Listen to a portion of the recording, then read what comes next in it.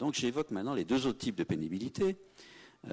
La deuxième, donc, la première étant celle dont je viens de parler, la deuxième, c'est tout ce qui est pénibilité due à l'état de santé. Alors, tu as employé le terme de usé, mais même plus généralement, je crois qu'on peut dire qu'il y a des salariés qui sont en mauvaise santé pour des raisons dues ou non à leur travail.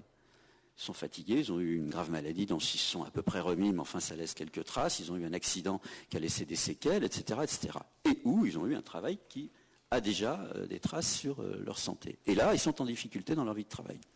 Ils sont en difficulté, ils trouvent le travail difficile à cause de ça, ils ont du mal à faire certains gestes, ils ont de la fatigue générale qui les gêne dans leur travail, ils ont voilà.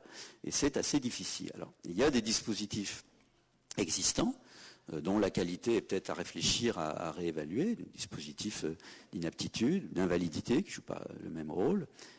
Il y a aussi des salariés qui prennent des arrêts maladie plus ou moins longs dans cette période-là. Voilà. Donc il y a toute cette sphère-là qui n'est pas facile à évaluer numériquement. Dans une enquête santé et vie professionnelle après 50 ans qu'on a faite avec un réseau de médecins du travail auprès d'une dizaine de milliers de salariés il y a quelques années, eux-mêmes répondaient oui à la question « À votre avis, ce salarié devrait-il cesser de travailler ?» pour 11% des quinquagénaires, des 50 et plus, y compris les au-delà de 60 ans. À peu près 11% disaient que compte tenu de son état de santé et de l'impossibilité en l'état de lui trouver une autre affectation, et on ne peut plus réaménager son poste, je ne sais pas qu'en faire, au fond l'idéal serait qu'il cesse de travailler. Une petite partie seulement d'entre eux allait réellement cesser de travailler avec des dispositifs d'invalidité ou inaptitude. Mais en gros, ce serait mieux. Bon.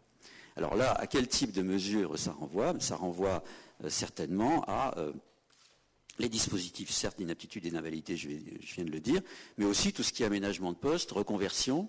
Et là, on rejoint les questions de formation que tu posais à juste titre. Est-ce qu'on a, en amont, par de la formation, préparé ces personnes-là à pouvoir, dans les dernières années de leur vie active, faire un métier un peu différent de celui qu'ils ont fait dans la période qui précède. Des mesures à la fois donc de retrait du marché du travail de fait par des inaptitudes ou des invalidités, ou de maintien avec des adaptations permettant de réaffecter dans de bonnes conditions ces personnes-là.